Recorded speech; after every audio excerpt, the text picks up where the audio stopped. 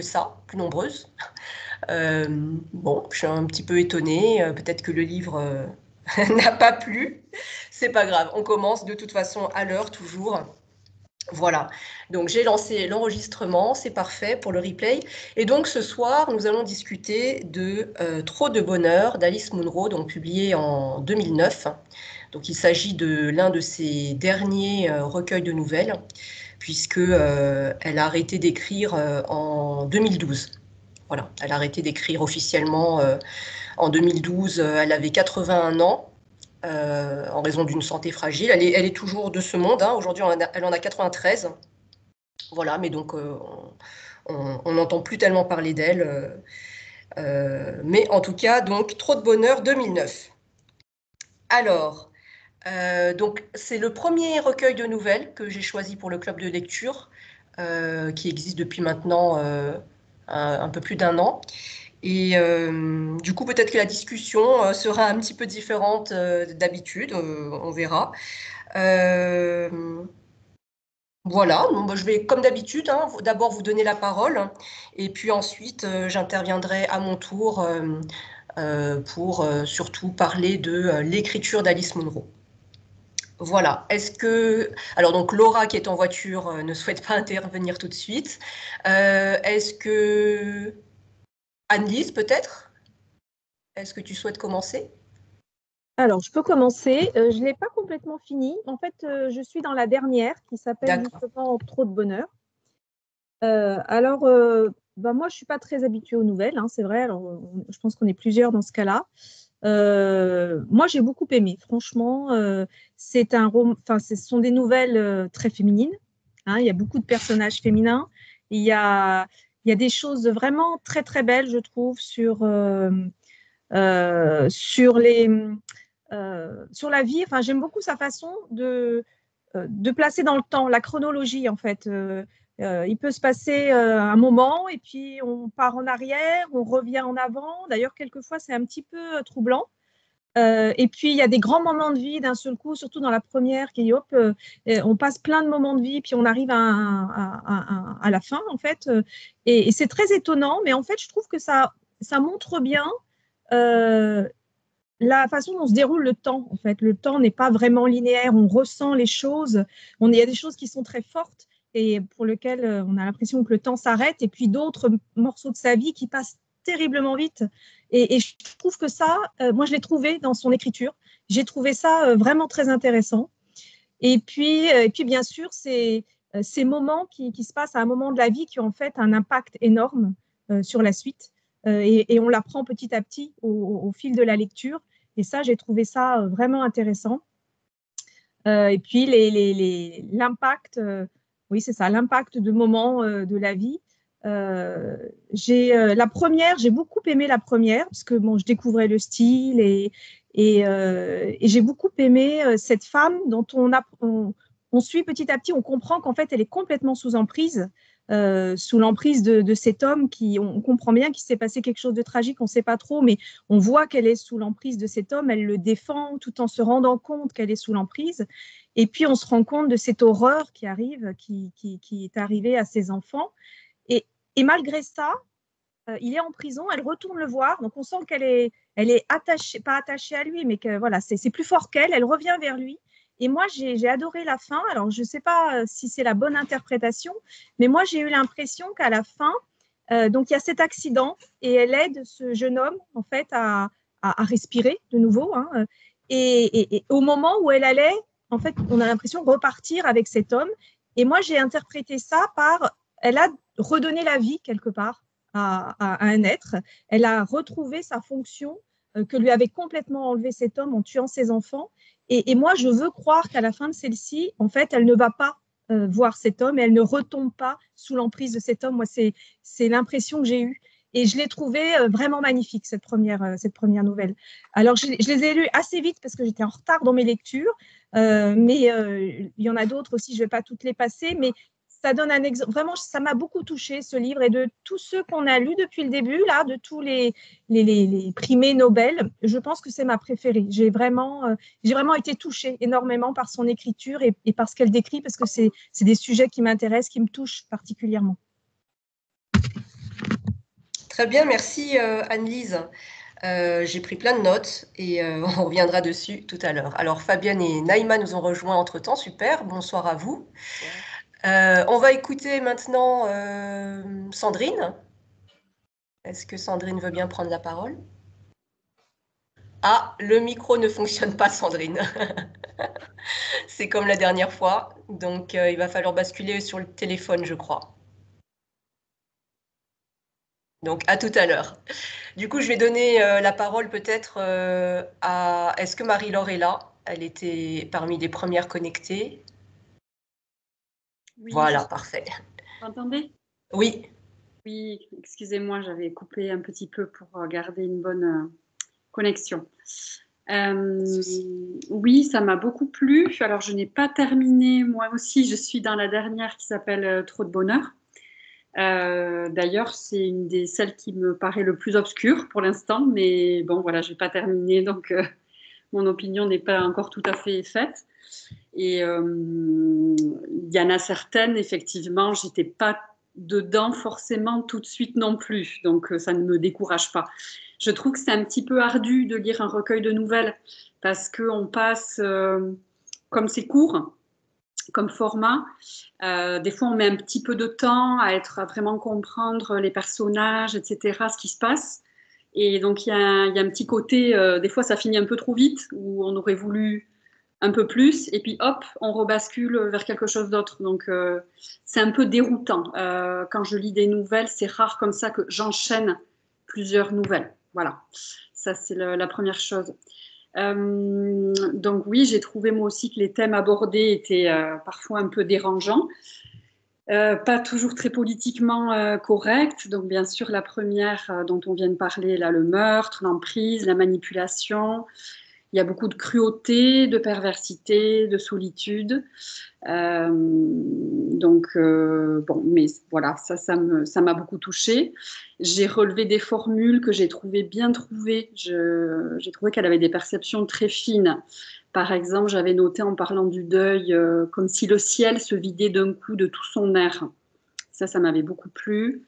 Et en parlant des jeunes étudiants, elle disait en route vers des actes dont ils ne se savaient pas encore capables. J'ai trouvé que c'était, voilà, parfois elle touche très juste dans sa façon de voir. Souvent, il y a de l'humour, hein. J'ai noté l'autodérision quand elle parle du recueil de nouvelles dans la nouvelle fiction. Elle dit que c'est pas un roman, voilà qui est déjà en soi une déception. L'autorité du livre en paraît diminuer. Cela fait passer l'auteur pour quelqu'un qui s'attarde à l'entrée de la littérature au lieu d'être assurément installé à l'intérieur. Donc voilà, ça m'a fait sourire parce que je me suis dit qu'elle avait voilà, pas mal d'autodérision. Sinon, ce que j'ai relevé sur toutes les nouvelles, c'est qu'il y a souvent la présence d'un œil candide, un enfant ou un ado ou une jeune femme qui porte un peu un regard neuf sur les jeux, enfin les situations des adultes. Et on a la révélation ou l'explication qui arrive plus tard. Et voilà, qui éclaire la situation d'une lumière nouvelle. Et souvent, c'est très cruel, quoi. Donc, qu'est-ce que j'ai noté d'autre? Il y a de nombreux effets de surprise et de rupture dans la narration. Oui, ça aussi, c'est particulier. C'est qu'en tant que lecteur, on n'est jamais confortablement installé dans la lecture. On est un peu toujours en train de redouter ce qui va se passer, comme dans Radicaux libres, quand il y a un tête-à-tête là, entre la protagoniste et le meurtrier. Donc, elle arrive très bien, je trouve, à créer des malaises ou des inquiétudes. Et il y a toujours beaucoup d'aléatoires, beaucoup de contingences. Les choses arrivent ou pas, elles se produisent, ou pardon, elles auraient pu ne pas se passer. Excusez-moi. Donc ça, j'ai trouvé que ça imitait bien la vie. Et moi, ma nouvelle préférée, c'est Jeu d'enfant, qui parle de tout sauf d'un jeu. Donc, je l'ai trouvée particulièrement perturbante, mais très bien écrite, parce qu'on voit l'enfant qui va être tué à travers le regard de la narratrice qui la redoute et la déteste. Et du coup, elle nous la fait redouter, nous aussi. On ne veut pas qu'elle approche la narratrice. Et quand, au moment crucial, elle la décrit comme giflant l'eau de ses longues mains et souriant, etc., on ressent vraiment le malaise de la narratrice et on veut qu'elle lui échappe. Donc ensuite, dans ce qui suit, dans le côté rapide et violent, c'est très dérangeant que ce soit raconté comme quelque chose de joyeux. Oui, dans la construction aussi de cette nouvelle-là, j'ai beaucoup aimé. Donc, elle dit ce qui est arrivé, puis elle remonte dans le temps. Donc, la description d'une amitié fusionnelle là, entre filles. Puis, on remonte encore dans le temps avec des flashbacks sur les interactions de la narratrice avec Verna. Donc, je trouvais que ça faisait un peu chronique d'une mort annoncée, quoi. On sent qu'on va vers une catastrophe. On se demande quels facteurs ont bien pu se combiner pour arriver à un drame pareil. Et au final, c'est trop simple, trop facile. C'est comme une opportunité à saisir dans ce moment de confusion là, collective lors de la dernière baignade, avant le retour des parents. Donc, je trouve qu'elle est très forte pour décrire des choses, la psychologie des personnages, la contingence et la cruauté de tout être humain, en allant de l'enfance vers l'âge adulte. Voilà. Ok, Marie-Laure, merci. Très bien, j'ai aussi noté pas mal de choses. On va écouter Fabienne. Oui, bonjour. Pardon. Alors, j'ai peu de choses à dire. Je vais être assez bref puisque j'ai reçu le livre lundi, donc j'ai pas eu le temps de le finir. J'en suis à la moitié à peu près. Mais alors moi, la nouvelle qui m'a scotché vraiment, c'est la première. J'ai trouvé vraiment, ouais.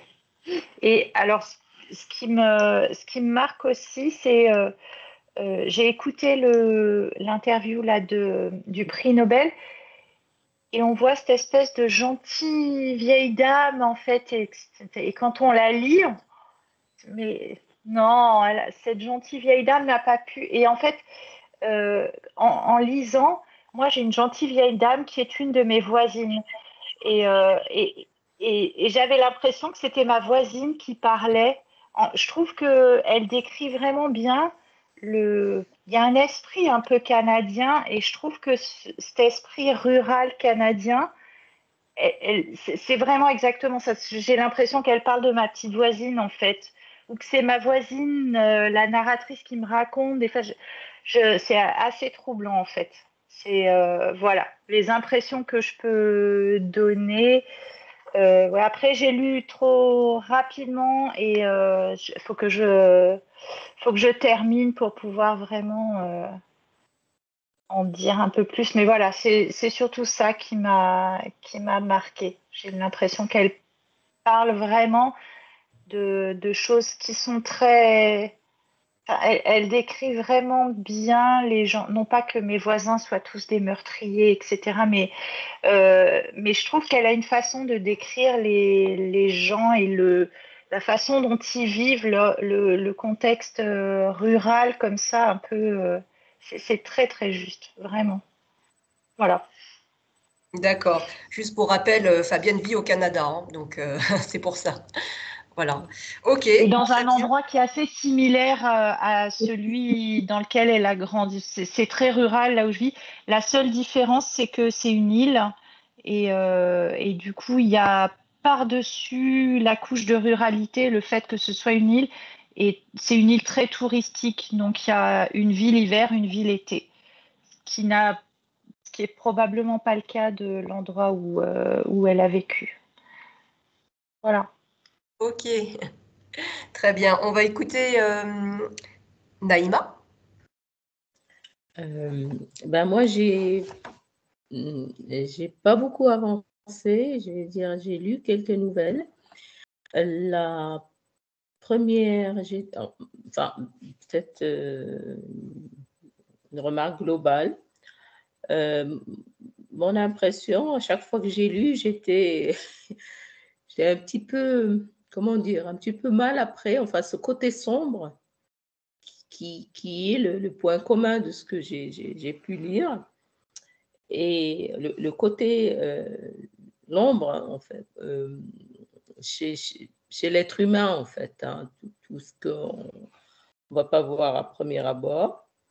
Et la première nouvelle, j'étais vraiment moi, j'étais très prise. C'était le style.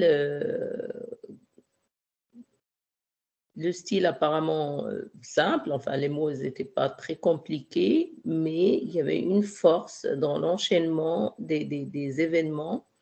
Et puis, il y a des choses qui arrivent auxquelles on on s'attend pas en fait. Hein. Par exemple, par rapport au meurtre des enfants, je me disais, il y a quelque chose d'horrible qui va arriver, mais j'ai pas imaginé que ce serait ça. En fait, à chaque fois, j'ai été surprise en fait par ce qui arrive. Et, euh, et donc, voilà, enfin, de ce côté-là, c'était réussi. Seulement, c'est pas mon style de lecture. Hein. Franchement, ça me, euh, ça me perturbe, ça détruit des choses. Euh, donc, je crois que je donnerai peut-être encore une chance au livre d'ici quelques mois, peut-être. Je vais voir en été. Mais c'est bien, mais c'est vraiment pas mon style. C'est très bien, mais j'étais, comme on dit en allemand, überrumpelt. C'est comme il y avait trop de choses négatives, de ce côté sombre qui te roule dessus, quoi. Et ça m'a, euh, oui, ça me laisse une petite impression un petit sentiment de, c'est bien, mais c'est pas mon truc. Voilà. Ok, Naïma. Très bien. Ok. Du coup, maintenant, est-ce qu'on entend Sandrine? Ah non. Non, toujours pas. Bon. Et sur le téléphone, non? Bon. Alors, bon, du coup, Sandrine, si tu veux mettre quelques notes dans le chat pendant qu'on donne la parole aux autres, pourquoi pas, hein, c'est bienvenu aussi. Voilà, sinon, bon, bah, tu es une participante attentive à l'écoute, mais voilà, comme tu veux. Tu peux intervenir dans le chat. Donc, il nous reste Solène. Est-ce que Solène nous entend? Voilà, Oui, parfait. bonsoir. Oui, Bonsoir Solène. bonsoir. Alors moi, je vais rejoindre un peu tout le monde. Mal à l'aise sur un sentiment de mal à l'aise, effectivement. Sur le jeu d'enfant, on voit la chose arriver, mais on a beau la voir arriver, quand elle arrive vraiment, on se dit, mon Dieu, quelle horreur. Moi, j'ai été aussi mal à l'aise sur la nouvelle. Alors, j'ai plus le nom. C'est Trou profond avec où on sent ce jeune homme qui est pas aimé par son père, mais il n'y a pas d'explication. Au final, il n'y a jamais d'explication, mais voilà, on sent un désamour, une incompréhension. Enfin voilà, ça m'a mis mal à l'aise aussi. Pour moi, alors je trouve que ce sont des nouvelles très longues, donc ce qui est pour moi ce qui a été surprenant, la longueur des nouvelles. Elle casse un petit peu les codes que moi je connais de mon tout petit point de vue, où on nous dit souvent que les nouvelles, il faut que ce soit sur un temps restreint, voilà, alors que là, en fait, elle s'étale presque sur toute une vie. Donc elle casse pour moi les codes que je connaissais, du moins, de la nouvelle. Et puis effectivement, la dernière nouvelle, bah, qui se démarque des autres parce qu'elle a un côté historique. Elle a un côté aller-retour dans le temps, aussi beaucoup d'aller-retour dans le temps. Voilà, donc voilà, le côté historique était assez intéressant. Moi, je connaissais pas du tout ce personnage-là de cette mathématicienne. Je la connaissais pas du tout. Donc ça, c'était intéressant. Mais voilà, effectivement, ce que moi, j'en retiendrai, je pense, si un jour on me dit, ah, t'as déjà lu du Alice Munro, je dirais oui, oui. Et si on me dit, qu'est-ce que t'en as pensé, je dirais vraiment un sentiment de malaise. C'est vraiment moi ce que j'ai retenu. Et effectivement, mais comme disait la dame avant moi, sur le meurtre, enfin oui, ce que moi je vais dire, un meurtre de la petite fille là, qui est noyée, là, c'était un meurtre par des enfants, d'enfants par des enfants, avec une absence de culpabilité. Enfin voilà, on ne ressent pas une grosse culpabilité des personnages. Même pour la dame, là, c'est Radico Libre, là, la dame qui a tué son mari. Donc elle est assez. Il y a toujours un sentiment de froideur. Je trouve que les personnages ont. Et ouais, il y a un grand sentiment de froideur, je trouve, des personnages. c'est peut-être ce qui contribue à ce sentiment de malaise, je ne sais pas. Mais bon, bien écrit, évidemment, ça là-dessus, je n'ai rien à dire. Peut-être sur la dernière nouvelle, un petit peu des choses un peu alambiquées. Enfin, des fois, pas qu'on s'y perd, mais un petit peu. Je trouve que ça devient très alambiqué sur la dernière nouvelle, le style d'écriture du moins. Chose que je n'ai pas forcément ressentie sur les nouvelles d'avant. Je ne sais pas pourquoi, mais sur cette dernière nouvelle, j'ai eu un peu plus de mal dans le style où j'ai trouvé que c'était un peu plus, c'est-à-dire, je ne vais pas dire pompeux, mais un peu plus avec de l'emphase, ou je sais pas. Enfin, il y avait quelque chose qui, pour moi, était un petit peu plus compliqué à lire. Je ne sais pas pourquoi, un peu moins de fluidité, voilà, peut-être. Voilà, et celle qui m'aura peut-être le moins convaincue, si j'ose dire, c'est Visage, parce que je sais pas trop qu'il y avait une histoire. En tout cas, ça m'a pas marqué. Voilà. Il y en a qui m'ont marqué, mais Visage, là, j'ai pas trouvé qu'il y avait une histoire voilà, marquante. Ça m'a pas trop marqué, cette histoire-là. Voilà, mais sinon agréable dans l'ensemble. Après, les nouvelles, c'est pas quelque chose que j'ai l'habitude de lire en réalité. Voilà, donc c'était intéressant. Voilà. Merci Solène. Avec plaisir. On a aussi Laura, mais qui était en voiture et qui normalement doit nous rejoindre à 19h30.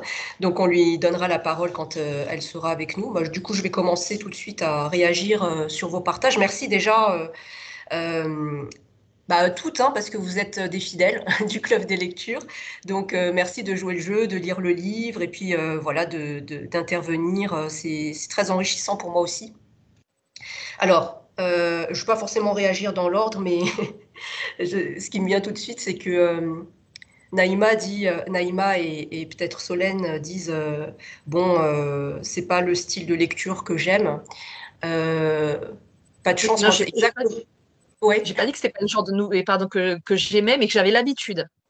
oui, Moi, d'accord, c'est les nouvelles. J'ai pas l'habitude de nouvelles. Voilà, c'était d'accord. juste ça. Après, c'est pas désagréable, mais j'ai trouvé un peu peut-être d'inégalité entre les nouvelles. Oui, Voilà. Excusez-moi. ok. Non, il n'y a pas de souci. Euh, non, je souris parce que moi, à l'inverse, c'est exactement le genre de littérature que j'aime. Voilà, c'est que quand c'est j'aime cette littérature qui montre ce que on préfère habituellement ne pas voir, c'est-à-dire tous les côtés sombres, les vices de l'homme qui sont bien là, qui existent, hein. Il suffit de lire les faits divers pour se rendre compte que tous les matins, il se passe des faits similaires à ce que nous raconte Alice Munro. Mais c'est vrai que c'est dérangeant parce que forcément, hein, on se dit, bon, ok, en fait, personne n'est à l'abri. Voilà. Donc, et je vous dis ça parce que je partage un peu avec vous. Je suis en train en ce moment, je lis énormément de titres. Enfin, je les survole pour essayer de faire le reste de la programmation sur les prix Nobel. Et, euh, et après les retours que j'ai eus sur Saramago, l'aveuglement, c'est vrai qu'il y a tout, tout un tas de titres que je mets de côté parce que par rapport à vos retours, je me dis, oula, attention, tout le monde n'a pas la même sensibilité que moi qui ai l'habitude de lire des choses vraiment de cet ordre-là. Et donc voilà, c'est vrai que maintenant je tiens compte de ça aussi pour choisir les prochains titres. Et donc, par exemple, il y a un auteur, moi, que j'aime beaucoup, que je voulais vraiment vous proposer, mais là, j'ai donc lu quasiment toute sa bibliographie et je me rends compte que c'est pas possible. Mais voilà, si ça vous intéresse, c'est l'auteur sud-africain Coetzee, J.M. Coetzee, et donc là, bon, il faut avoir le cœur assez accroché, hein, mais c'est aussi un primé, un Nobelisé, et, euh, et c'est vrai que quand on est lecteur français des auteurs sud-africains, on n'en lit pas beaucoup, donc je trouvais intéressant, mais je ne vais pas vous le proposer. Voilà. Alors ensuite, je vais réagir sur tout ce qui a été dit. Oui, c'est vrai que Alice Munro, son écriture, elle est nouvelliste. Elle n'écrit que des nouvelles. Durant ses premières années de carrière, elle souhaitait écrire du roman, elle n'y est jamais parvenue et elle a arrêté d'essayer. Voilà, tout simplement. Mais certaines d'entre vous ont remarqué, ce sont des nouvelles longues, entre 10 000 et 20 000 mots. En France, 10 000 et 20 000 mots, on classe ça comme novella, voire roman court. Amélie Nothomb, ses romans, ils font 15 000 à 20 000 mots. Vous voyez, donc pour vous donner un petit aperçu. Donc ce sont des nouvelles longues, hein, en tout cas les quelques auteurs français qui écrivent des nouvelles eux font des nouvelles beaucoup plus courtes que ça, ce qui permet en fait à Alice Munro quand même de poser tout un cadre et justement d'aller s'amuser avec la chronologie et ce fil du temps qui effectivement casse le code habituel de la nouvelle où on dit qu'il faut être sur une unité de temps, une unité de lieu et très peu de personnages. Donc elle peut s'étendre un peu plus parce qu'elle prend un peu plus d'espace. Voilà. Ce qui est intéressant, du coup, c'est effectivement son traitement du temps, qui est une de ses thématiques d'écriture, incontestablement. C'est-à-dire, en fait, le temps et le traitement des souvenirs. Il y a une nouvelle comme ça, c'est la nouvelle Jeu d'enfant, où on voit bien comment les deux amis ont traité différemment le souvenir de cet événement, hein, la mort de Verna. Et donc ça aussi, c'est un thème qui revient assez souvent. Voilà comment le temps déforme le souvenir et comment on peut aussi choisir sciemment de se souvenir d'une façon qui nous arrange. Voilà. Si vous avez aimé Alice Munro, sachez que tous ces recueils de nouvelles sont, pour moi, à peu près semblables. Et donc, on retrouve aussi les mêmes thématiques, c'est de même qualité. Voilà, donc si ça vous a plu, vous pouvez y aller.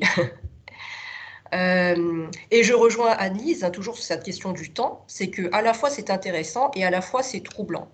Dans mes ateliers d'écriture, je dis souvent évitez les flashbacks. Quand vous pouvez, évitez-les, préférez une chronologie linéaire parce que c'est toujours plus confortable pour le lecteur et vous risquez moins de tomber dans les incohérences. Voilà, donc là, on a cet effet-là, effectivement, quand elle joue comme ça avec le temps, il y a des moments où on se dit, oula, alors là, en fait, on est quand? Et on a besoin d'un peu de temps pour se remettre dans le cadre temporel.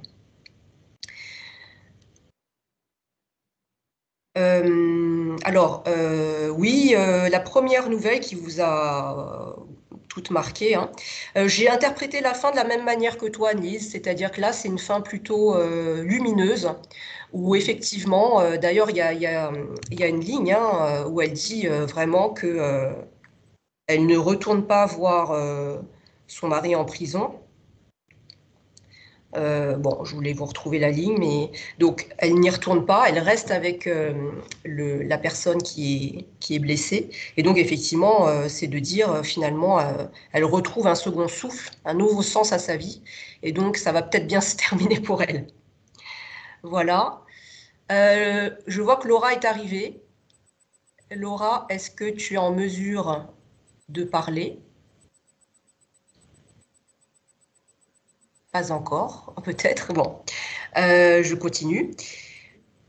Oui, ah, allô. Tu m'entends? Oui. Oui. Alors, on peut te donner la parole couper, si tu donc es c'est prête. compliqué. Je sais pas si Oui, en fait, je parlais, mais je vois que tu ne m'entends pas, donc je crois que ça va être compliqué. Ah, Dans 5 minutes, je serai à mon d'accord, 5 minutes. PC, ce sera mieux, je pense. Je vais Ça arriver chez marche. moi, là. D'accord, dans 5 Oui, 5 minutes. minutes. Oui. Ok, donc je continue. Alors, Marie-Laure, oui, je suis d'accord avec toi. Il y a aussi Solène qui disait la dernière nouvelle est un peu plus obscure. En fait, elle est très différente des autres. La dernière, certaines d'entre vous ne l'ont pas terminée, c'est une nouvelle biographique. Là, c'est un autre travail qu'elle fait. Et c'est vrai que du coup, on ressent très fortement que il y a un écart de style, de traitement, de longueur aussi, de sujet. Et donc, bon, moi, à titre personnel, ce n'était pas ma préférée. Voilà. Marie-Laure, tu as employé le mot œil candide. Moi, j'aurais pas dit œil candide, mais c'est le même effet. C'est plutôt, il y a une objectivité, et c'est ça qui rend aussi glacial les nouvelles. Hein. C'est ça qui met mal à l'aise. Il y a une objectivité dans la façon dont elle relate les faits, qui est parfois dénuée complètement d'émotions, qui effectivement crée un sentiment de froideur, de cruauté, mais c'est exactement l'effet qu'elle cherche. Hein. C'est pas, là, c'est pas du hasard, quoi. C'est vrai, elle est très forte pour mettre en place des choses qui, de manière très subreptice, viennent nous chercher comme ça et on se dit non, non, ça va pas se passer, ça va pas se passer. On a peur, on redoute et puis ça arrive. Et c'est très fort parce que ça, c'est difficile à faire en écriture. C'est très difficile. C'est-à-dire que, encore une fois, c'est jamais du hasard, hein. C'est-à-dire que l'auteur a vraiment réfléchi et calculé et mis en place les éléments pour arriver à cet effet-là. C'est-à-dire que parfois, il y a un effet de surprise et là aussi, c'est vraiment calculé. Et parfois, on sent que ça vient, mais et en même temps, on se dit, mais peut-être que ça va pas venir. Vous voyez cet effet de suspense-là? Ça, elle est vraiment très, très forte pour ça.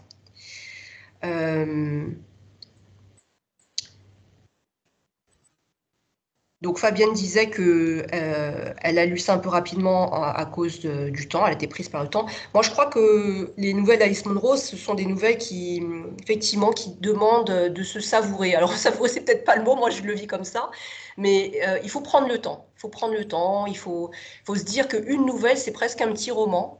Et vraiment, voilà, lire ça sans stress. Et il y a beaucoup, beaucoup de choses à en retirer quand on écrit. Hein, vraiment, le lire en étant attentive à ce qui se passe en termes d'écriture. Et je vais revenir sur ça. Oui, Naïma a dit que le style est simple. C'est vrai. En fait, c'est simple dans la mesure où ce qui décrit le mieux le style d'Alice Munro, c'est l'économie de mots. Il n'y a pas de mots en trop. Et c'est ça qui est impressionnant. Parce que George Orwell, hein, il disait si vous pouvez couper un mot, n'hésitez jamais à le faire. Au fond, l'écriture, c'est vraiment ça, c'est l'écrémage. On a tendance à en dire beaucoup trop. Et il faut savoir dire beaucoup de choses en très peu de mots. Et c'est ce qu'elle arrive à faire. C'est ça qui est fort, c'est que en quelques mots, elle saisit des choses à la fois très universelles, très subtiles, que même nous, simples mortels, en fait, même à l'oral, on a du mal à dire. Vous voyez? Et donc, tous ces petits côtés mesquins, toute cette cruauté humaine, tout ce dont l'humain est capable, mais qui est très sombre et honteux, et donc on ne le dit pas, et on préfère dire non, non, ça n'existe pas. En fait, elle arrive à le retranscrire de façon très simple, avec très peu de mots, et ça nous foudroie. Hein, quand on y est attentif, ça nous foudroie. Donc ça, c'est vraiment sa patte personnelle qui est, je trouve, admirable.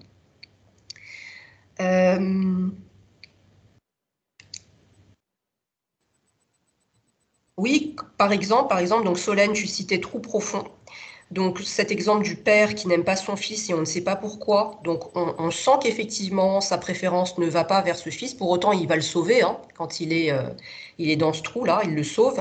Mais effectivement, il n'y a pas cette affection, etc. Et ça, je trouve ça fort aussi. Parce qu'au fond, est-ce qu'on peut l'expliquer dans la vie? Et moi, je suis convaincue, moi personnellement, je ne suis pas parent, mais je suis convaincue qu'il y a plein de parents qui ne ressentent pas cette affection pour l'enfant, mais qui ne peuvent pas le dire. C'est parce que voilà, la société condamnerait ce parent-là. Mais au fond, c'est très humain. C'est très humain, je crois, parce que qui a décrété que parce que c'était son enfant, on était forcément, on s'entendait bien avec, on l'appréciait en tant qu'individu, etc. Mais c'est tellement, comme disait Marie-Laure, c'est politiquement incorrect, mais au fond, c'est la vraie, ça fait partie de l'humanité.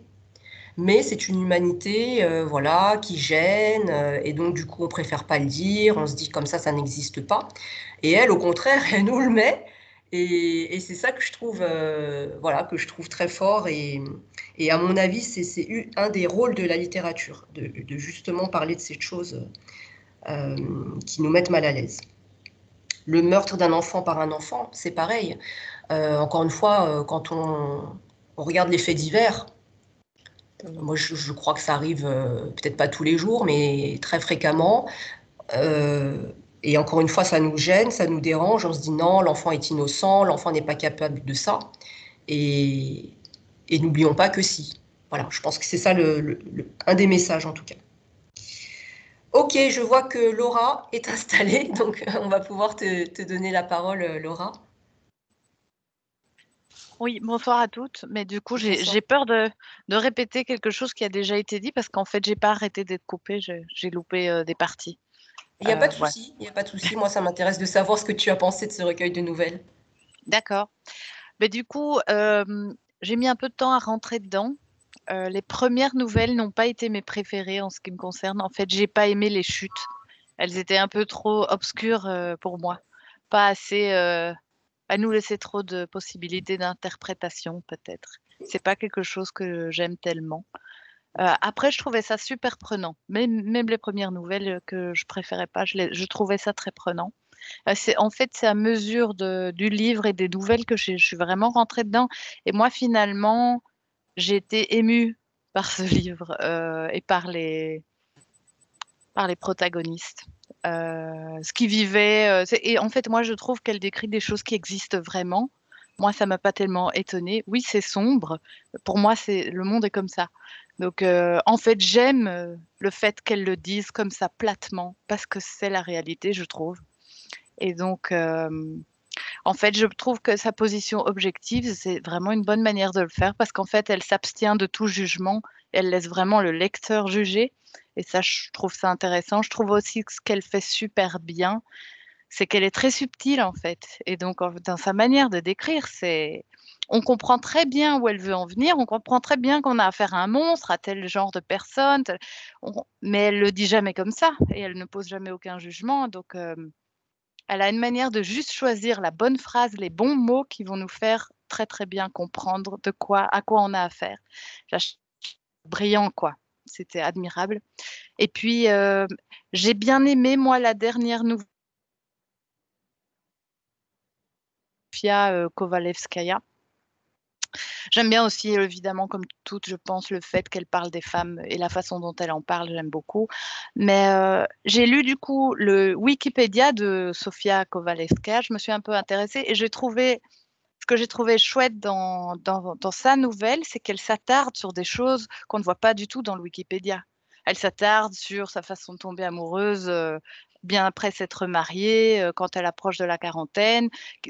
C'est à peine évoqué dans le Wikipédia de Sofia Kovalevskaya. Et c'est vraiment décrit, par contre, dans la nouvelle. Donc, on est dans la peau de cette dame à travers des yeux différents. Et ça, je trouvais ça aussi intéressant, cet aspect-là.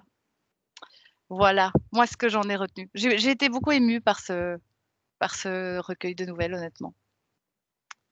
Bon, merci Laura. Oui, dans tes commentaires, il y a des choses qui n'avaient pas été dites, hein, effectivement, l'écriture subtile. Alors, je vais revenir dessus aussi.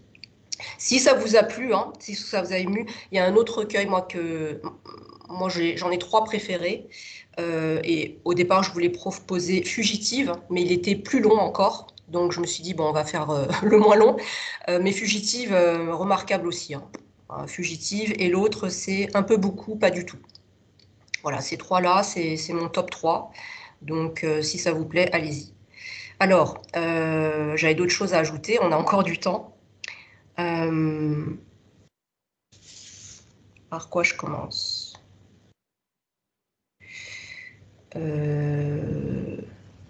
Ok. Alors, un exemple d'écriture remarquable.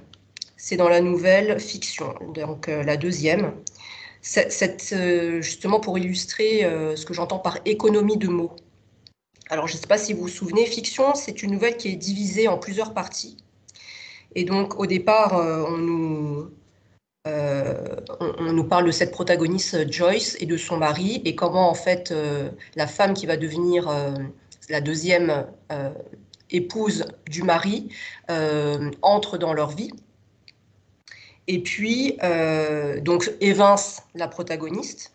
Et il y a ce passage où en fait la protagoniste, je ne sais plus si c'était une pièce de théâtre, mais en tout cas entre en scène. Et elle fait toute une préparation mentale, etc., pour être parfaite sur scène, parce qu'elle se dit que son ex-mari et sa nouvelle femme vont être là. Hein.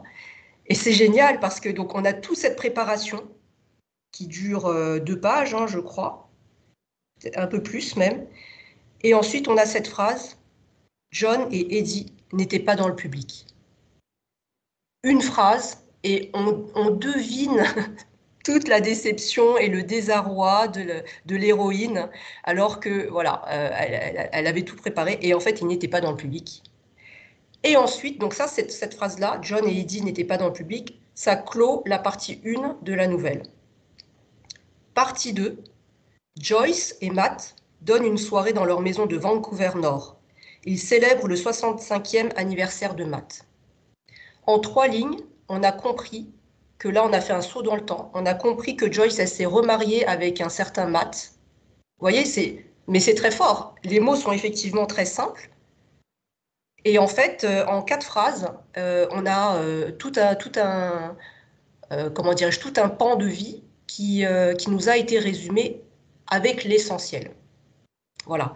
Donc ce genre de phrase comme ça, c'est vraiment, moi je trouve que c'est voilà, c'est admirable et on se dit mince, j'aurais voulu être capable de ça.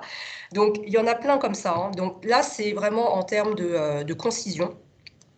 Il y a autre chose qu'elle fait très très bien, c'est plusieurs d'entre vous l'ont dit, hein, c'est cette capacité à retranscrire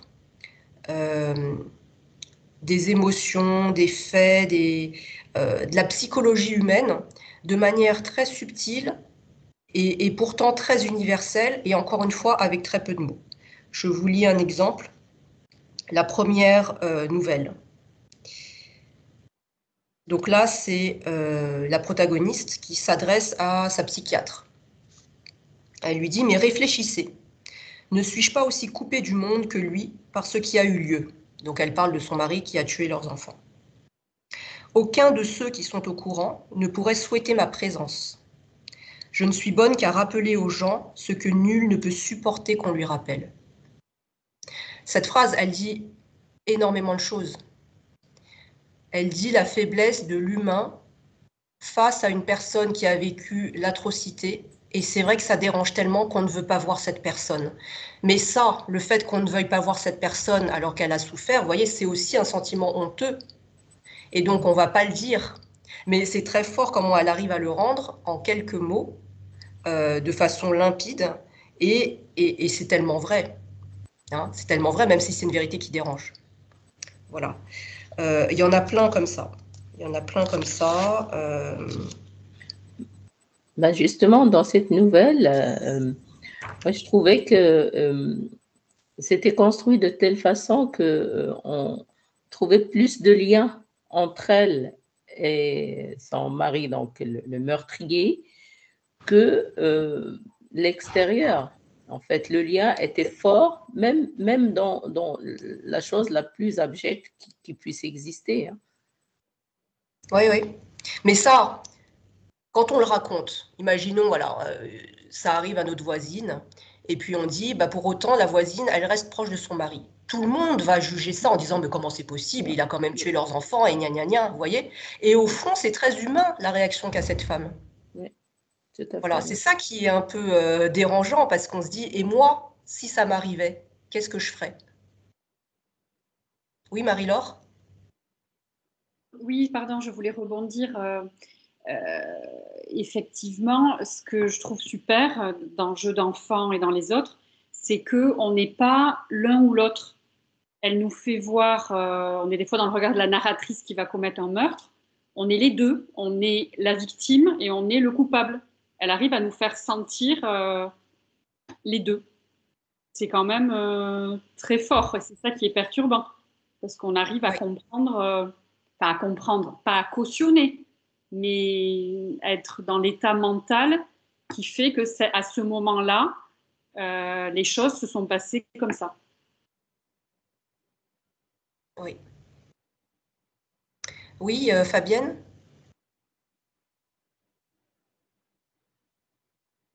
Oui, moi je voulais dire à ce sujet, en fait j'ai commencé à le lire un soir avant de me coucher.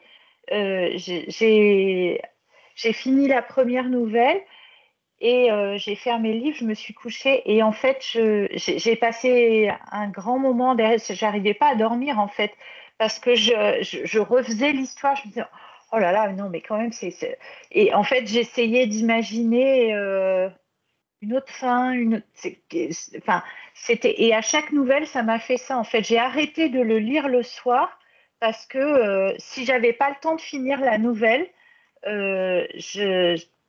j'essayais d'imaginer ce qui allait se passer. J'ai trouvé que ça, c'était assez fort. Et comment allaient évoluer les personnages. Enfin, voilà.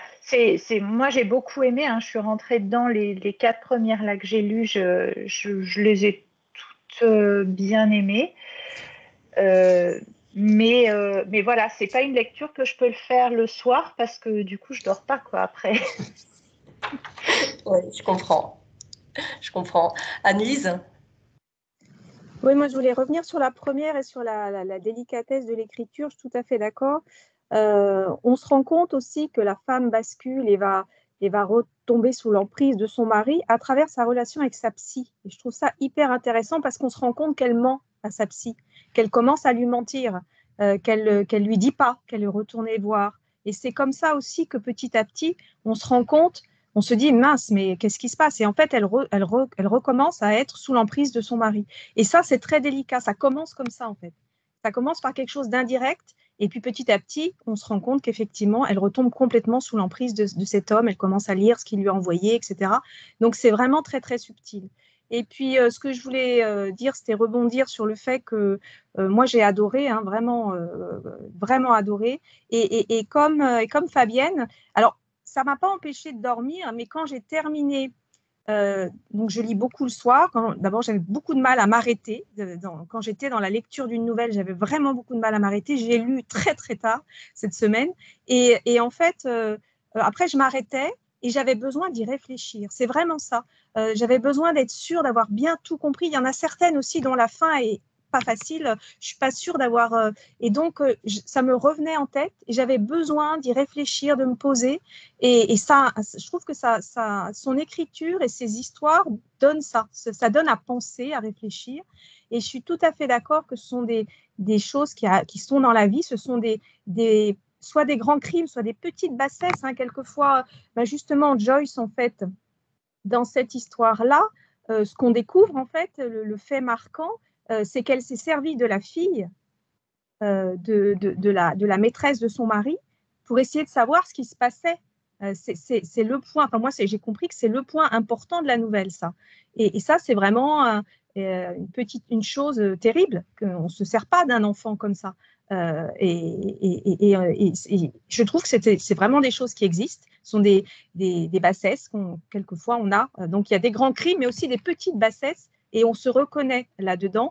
Et la dernière chose que je voulais dire, c'est que pour moi, dans la plupart des nouvelles, on se rend compte que ces petites choses ou ces horreurs, elles ont un impact, même si on le nie, même si le héros, le narrateur ne donne pas l'impression que ça l'a impacté de toute façon. La personne qui a tué la petite fille avec son amie, elle est devenue, je crois, psychologue ou spécialiste des enfants. Elle a écrit un livre qui s'appelle Idiot, idiote ou quelque chose comme ça.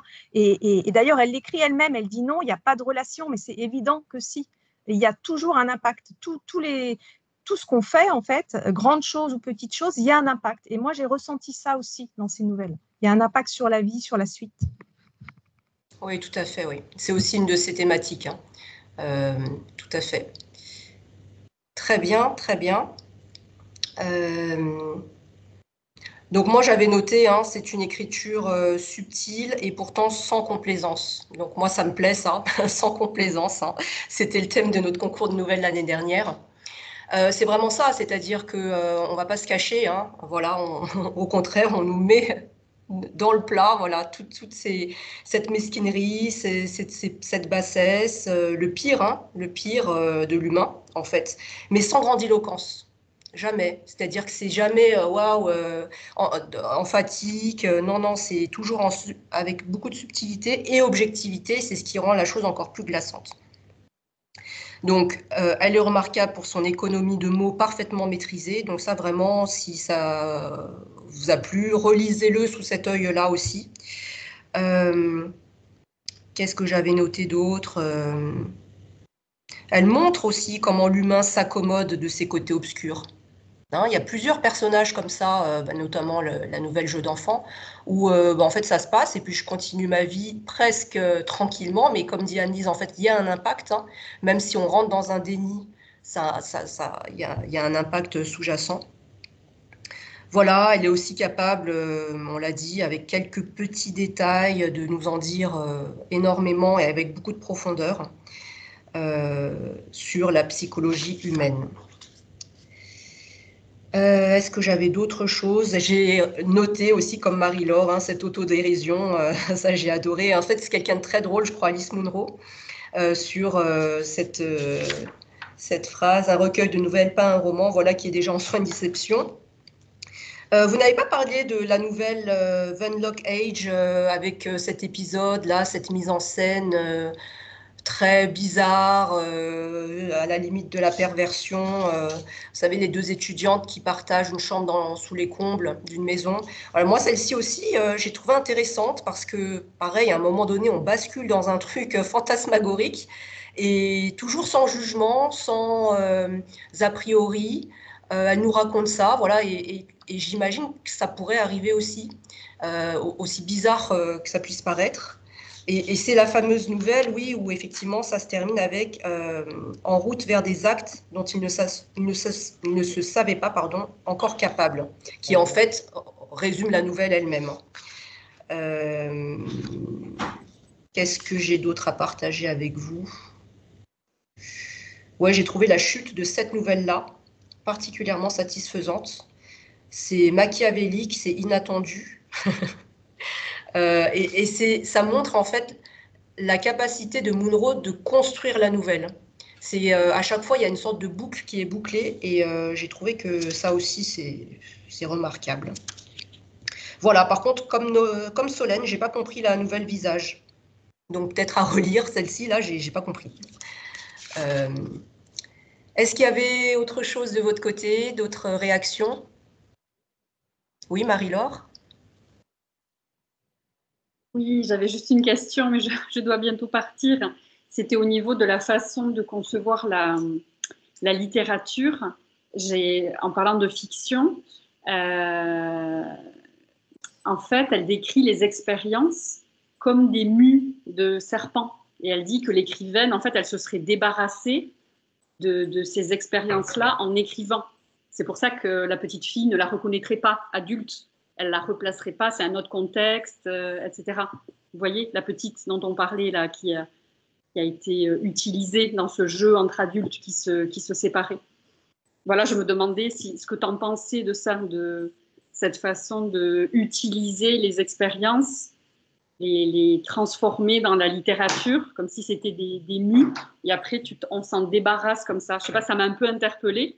Je me suis dit, tiens, c'est une manière intéressante de voir ça. On revisite quelque chose, et après c'est fait, c'est fini. Comme si on avait réglé l'histoire, en quelque sorte, en l'écrivant. Je sais pas, c'est une question que je me pose. Je sais pas si toi, oui, toutes. moi c'est vraiment ce que j'ai vécu quand j'ai écrit mon premier roman. C'est-à-dire que maintenant, ça me semble appartenir à une... le mot m'échappe.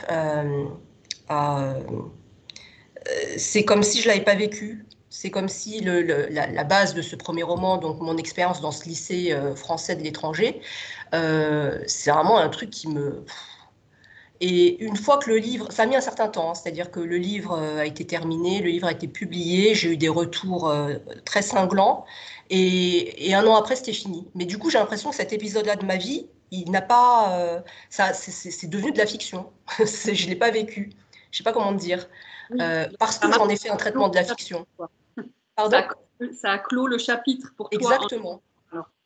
Oui, exactement. Ça a clos le chapitre. Et ce qui est intéressant, en tout cas dans ma pratique personnelle, c'est que du coup, je ne sais pas si c'est lié, mais aujourd'hui, je m'intéresse à l'inverse à des choses que je n'ai pas vécues. Là, je travaille sur c'est une ébauche, hein, un roman dont le thème est la mort. Moi, j'ai cette chance de n'avoir vécu quasiment aucun deuil. Et pourtant, je parle que de ça. Voilà. Donc, bizarrement, maintenant, je vais vraiment dans de la fiction, des choses que je ne connais pas. Ça m'intéresse d'aller essayer de comprendre ça. Mais effectivement, il y a un effet comme ça dans l'écriture de ça ne m'appartient plus. Et Alice Munro, on ne sait pas grand-chose de sa vie personnelle, mais je pense que quand on a lu une grande partie de son œuvre, on ressent qu'il y a quand même toujours un peu les mêmes thématiques qui reviennent, et donc on se dit forcément ce sont des choses qui l'ont touchée elle personnellement. Pour avoir une approche aussi fine, aussi profonde voilà, de certains sentiments humains, je me dis que oui, elle a touché ça de près. Donc effectivement, ouais. Et puis dans l'interview que j'ai partagée en billet de blog, elle dit, durant les dernières années, elle se prenait de plus en plus comme héroïne des situations. Donc peut-être oui, qu'il y a de ça.